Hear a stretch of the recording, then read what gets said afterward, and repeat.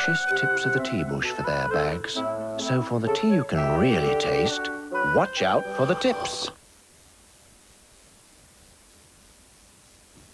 You're watching HTV Cymru Wales.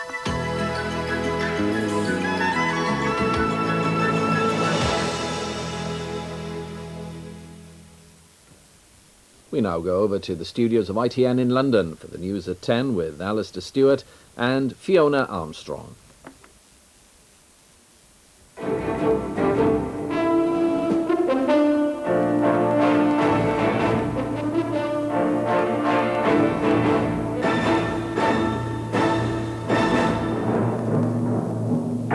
Major decides to go for an early parliamentary vote on Maastricht.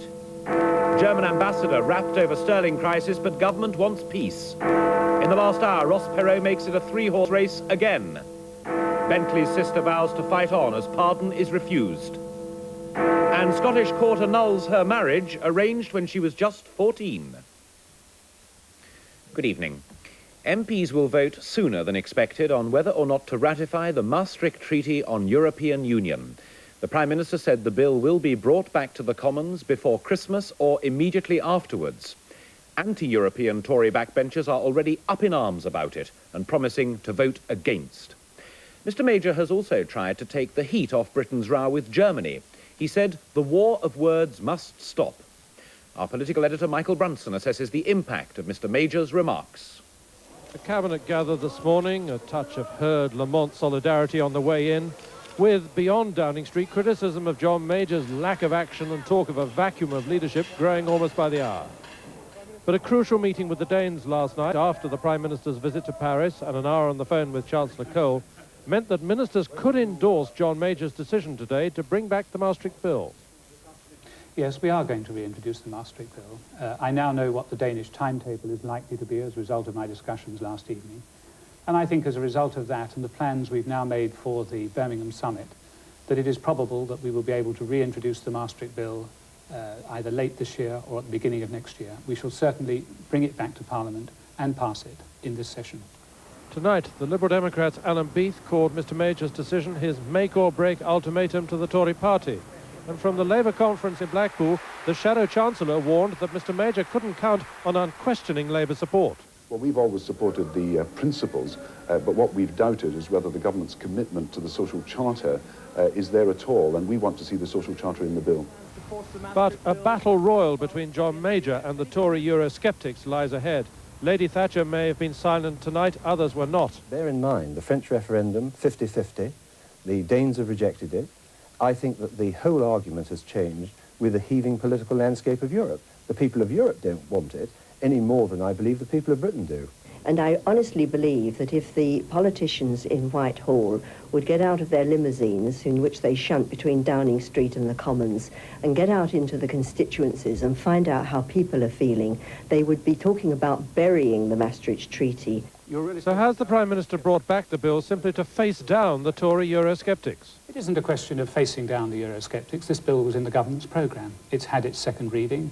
It was in the manifesto at the general election. It is a commitment we have entered into with our European partners. Why is it that you are now so determined to bring this Maastricht Bill back? Have you been tempted to say perhaps this European game isn't worth the candle?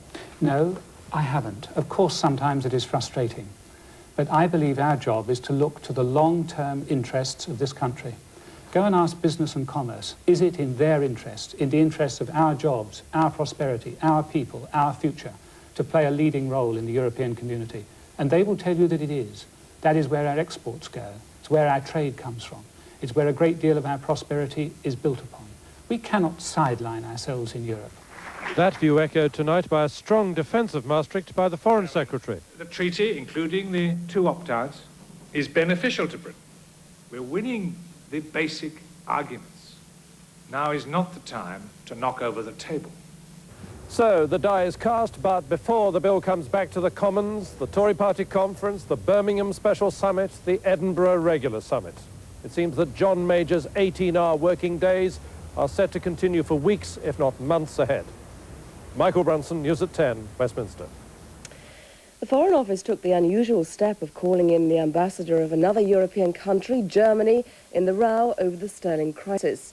The European Affairs Minister, Mr Tristan Garel-Jones, made clear the government's concern that remarks by the head of the Bundesbank suggesting that Britain was the author of sterling's downfall had been leaked by the embassy here. Our diplomatic editor, Edward Sturton, reports. It was the sort of treatment the Foreign Office meted out to Iraq's ambassador when his country invaded Kuwait. This afternoon, Germany's Baron von Richthofen found himself called in for a formal ministerial carpeting. The meeting was needed as a way of getting the message through to Bonn. The German foreign minister was told what Britain thought by Douglas Hurd in person yesterday. As the Baron slipped out, it was clear this was diplomatic anger for public consumption. Quite who told Germany's London embassy to do what it did and why remains unclear. But no one disputes that the leak to the Financial Times was deliberate and explosive. The note from Dr. Schlesinger, president of the Bundesbank, was first passed to the Foreign Office on Monday. The Bundesbank's president denied he'd undermined sterling in an interview just before the crisis, denied too that he failed to do enough to support the pound. When the note became public, the Treasury said it very much regretted that the statement had been issued, and the Bank of England said, "We do not entirely recognise this version of events."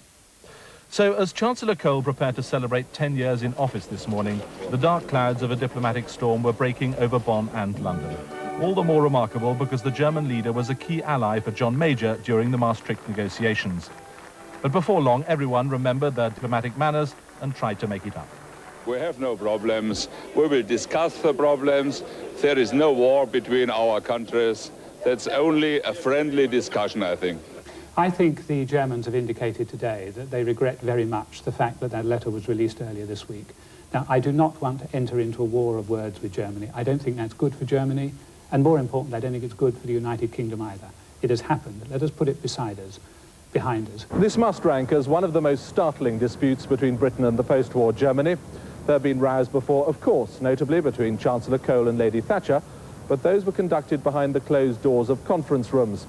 These public exchanges can scarcely improve the atmosphere of the negotiations in the run-up to the Birmingham summit. Edward Sturton, News at 10 at the Foreign Office. So, who's right about what caused sterling's collapse a fortnight ago? The Bundesbank, who say it wasn't then, or the Treasury, who say it probably was? Our business correspondent Stephen Cape investigates. The seeds of the sterling crisis were sown months before the pound crashed. The recession had slowly undermined international confidence in the economy. But that doesn't explain why Britain and Germany are now blaming each other for the extraordinary events which then followed. City dealers watched the value of sterling drift down over the summer months in the exchange rate mechanism, but saw no sign of government action to stem its decline.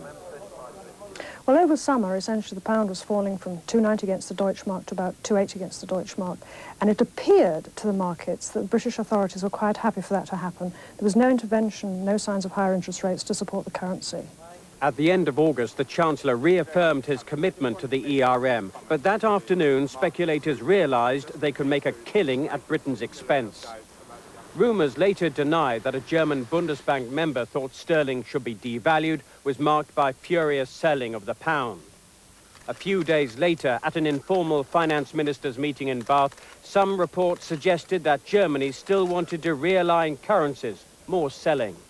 Von 9¾ auf 9,5 gesenkt wird. Then Germany cut interest rates. It didn't help sterling. And when the next day it was reported that the Bundesbank president supported a full realignment of currencies, dealing rooms here went into overdrive while the pound went into a tailspin. I think that the reports of the Bundesbank's views did have an effect. However, that doesn't say very much about the underlying causes of sterling's problems, and they are much more closely related to the UK economy's weakness and the fact we went into the system at an overvalued exchange rate in the first place. Germany has consistently refused to shoulder the blame for the pound's woes.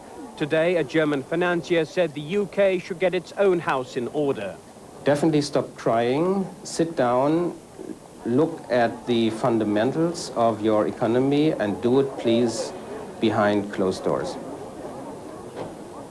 Excellent. But many in the city believe the government must accept the blame for defending the pound when the economy was too weak to sustain its value in the exchange rate mechanism. The row helped to push the pound lower still against the German mark. It closed at 2 marks 48 1/3 pfennigs, down more than 2 pfennigs. Some of that drop was sustained overnight in New York. The Texan billionaire, Mr. Ross Perot, is running for the White House, he confirmed tonight. He said neither Democrats nor Republicans had effectively addressed the issues that concerned the American people, especially the economy. We've got to put our people back to work, he said. Mr. Perot said in February he might run for president. In July he said he wouldn't after all. Tonight he said he would, and that he was going to win. The year-long political game waiting for Perot is over. The volunteers in all 50 states have asked me to run as a candidate for President of the United States. Jim Stockdale, our vice presidential candidate, and I are honored to accept their request. The Texas billionaire said the American economy is the key issue. He called for sacrifice. He apologized for standing down in July and promised an unconventional campaign. We will win by highlighting our issues. Perot is now likely to spend millions on television advertising, countering bad publicity that continued today with reports that he'd hired investigators to check up on some of his paid volunteers. But many of those who once supported Perot and gave him a lead in the opinion polls have deserted him. His former campaign manager now says he should not be president. Absolutely not. I mean, he is not, he doesn't have the temperament for it, the behavior patterns that I learned in the 45 days I was there, and obviously the behavior pattern that he's displayed over the last 2 months shows that he doesn't understand the process, doesn't understand government. Perot toyed this week with delegations sent by George Bush and Bill Clinton to win his support. You were terrific. President Bush sent senior cabinet members, one of whom confessed later that he was appalled they were pandering to Perot. But the president, busy today giving more help to farmers, is grasping at straws, still 10 points behind Clinton. Clinton, fearing the anti-Bush vote will now be split, was today invoking past presidents. They would have laughed, these presidents, at the idea of conducting foreign affairs in the first term and then switching to domestic affairs in the second. With 33 days to go, it's now a three-way race. Bill Neely, News at 10, Washington. And indeed, Bill joins me live now from Washington. Bill, who gets hurt and who gets helped by Mr. Perot's decision? Well, there are two theories. The first is that Perot helps George Bush because Bill Clinton is ahead in some key states, New Jersey, Pennsylvania, Michigan, but only narrowly, and they're states that he has to win. And the theory is that Ross Perot will take votes away from Bill Clinton, and Clinton will lose those states. The second theory is that he hurts Bush, but hurts Bush especially in Texas. Perot is from Texas. He's got a lot of votes there. He's got a lot of support around Dallas. And the theory is that perhaps Perot will take Texas's 32 electoral votes away from George Bush. We'll only really know in a week or a week and a half's time when we see where Perot is going to do his electioneering, where he's going to do his advertising on television. Then we'll know who he's going to hurt most. He reminded us in those comments that you just reported on that the economy is still the issue. Any prospects of hope there at all for Mr. Bush? It's gone beyond that. There is bad economic news every day for George Bush. And Perot will just add to that because he will focus almost exclusively on the budget deficit and call upon the people to look at 12 years of what he would call Republican misrule. So I think if George Bush does lose this election in 4 weeks' time, it'll be death by 1,000 cuts, and most of those cuts will be economic. Bill, thanks very much indeed. Here, against expectations, the Home Secretary has refused to pardon Derek Bentley, who was hanged nearly 40 years ago for murdering a policeman. Mr. Clark suggested that Bentley shouldn't have hanged, but he said the verdict was correct. The policeman was shot during a robbery in London. Bentley was said to have shouted to his young accomplice, Christopher Craig, "Let him have it, Chris." Craig, at 16, was too young to hang.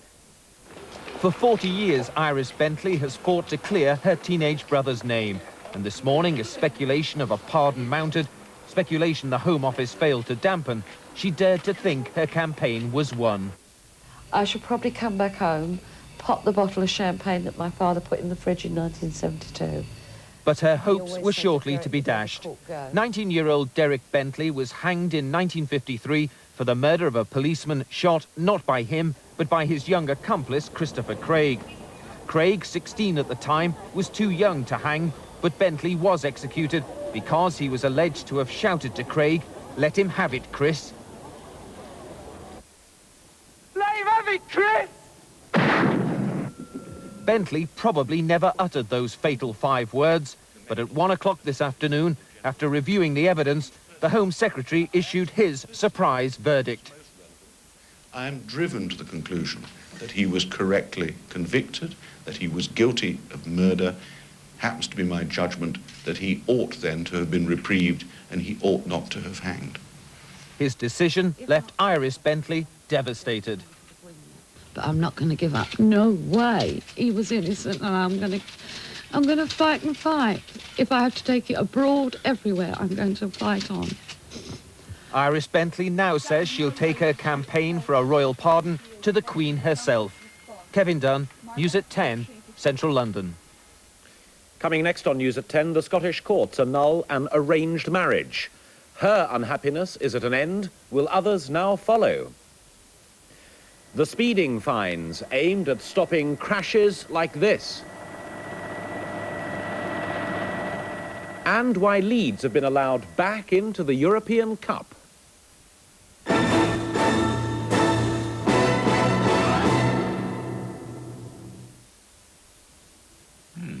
Just how much tougher is this new ultra varnish from Cuprinol?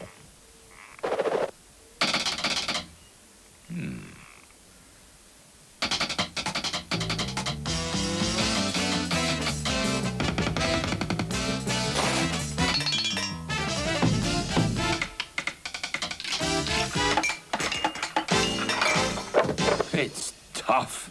Cuprinol. No one does wood more good.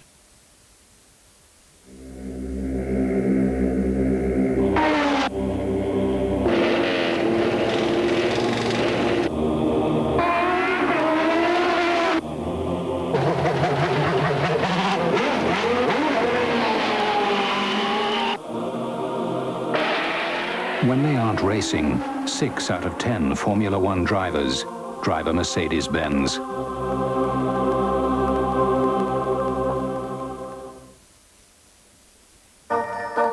The lettuce on the left has been kept in an ordinary fridge for about a week. The lettuce on the right in the 0-degree compartment of our new fridge freezer for the same time. The new 0-degree compartment fridge freezer from Electrolux.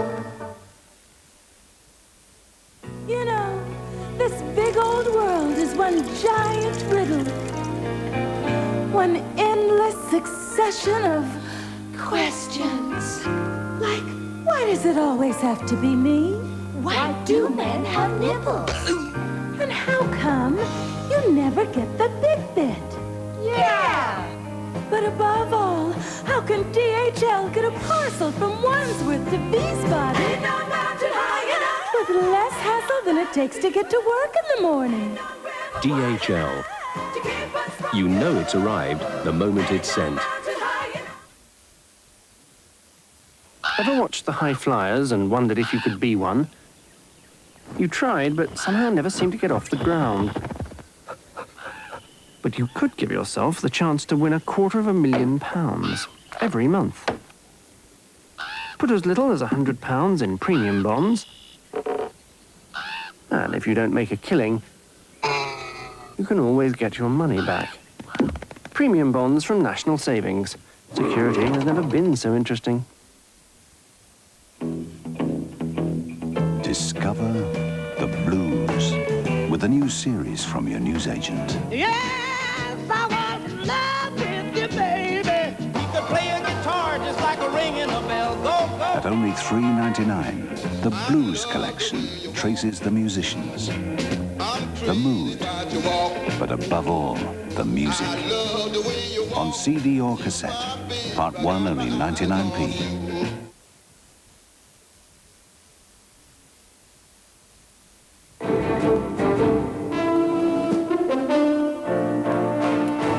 Welcome back. A Scottish Asian woman had her arranged marriage declared null and void today, not because it was arranged, but because she was only 14 at the time.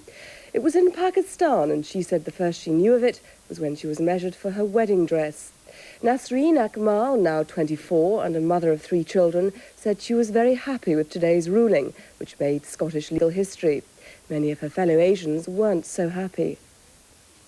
She says she was forced into a marriage she never wanted. Today, Nasreen Akmal and her lawyer were granted the legal escape route they wanted after a historic case which has outraged many Muslims in Scotland. How do you feel? I'm very pleased. Oh, has it been an ordeal? I've waited 3 years for this, so I'm very pleased at the decision. What happens now, then, in your personal life? I'll be a single person again, and that is what I've wanted all along. She was being coerced by many parties, I think, to go for divorce rather than annulment. But she stuck to her guns. She showed great bravery, great courage. She was taken to Pakistan at the age of 14. Her father made her marry this man. She'd never met him before. The judge ruled she was underage, so the marriage was invalid. In Glasgow and other cities with Asian communities, many couples over 16 are happy with arranged marriage ceremonies, and many feel that Nasreen Akmal had no right to challenge their own law. According to the Islamic law, she was married, whether she was 14 or she was 16 or whatever age she was, she has been married. So they don't understand why she wants to go for an annulment. So Nasreen's decision to go for that rather than just divorce has made her many enemies. I get spat at when I'm out in the street, and sometimes shopkeepers refuse to serve me. But I think it's all been worthwhile, and I hope it'll help other girls in the same situation as myself. Nasreen feels she's now an outcast in her own community, but tonight Muslim leaders may be concerned that other women married under the age of 16 will follow her example and try to get their arranged marriages declared illegal. Itn News at 10, Glasgow. Relatives of British victims of the Nepalese plane crash are being discouraged from going to look at their remains. Many of the relatives flew into Kathmandu today on the route that the crashed plane took on Monday. British diplomats there say they would find it too distressing because the many bodies are badly burned and disfigured. Identifications will be made from clothing, dental records and personal possessions. New fines for a whole range of crimes and motoring offences came into force in England and Wales today to make the punishment fit the salary. The better paid you are, the higher the penalty. It's part of the new Criminal Justice Act. One of thousands of drivers stopped by motorway police each day for speeding. He's been captured on the in-car video doing 97 miles an hour. The evidence is there for all to see. It's a fair cop. I was detained at a meeting in St Albans. I need to be at a meeting in London, and the road was clear, just opened it up, and it was just bad luck, I think. He's not too unhappy about the fine, just a fixed penalty of £40. But next time, he's unlikely to get away so lightly. Before today, the maximum fine for speeding was £400. Now, it could be as little as £60, but if you can afford it, you could pay £2,500. The fine will be set according to your disposable income. That's salary minus financial commitments. The aim is to make fines a real deal.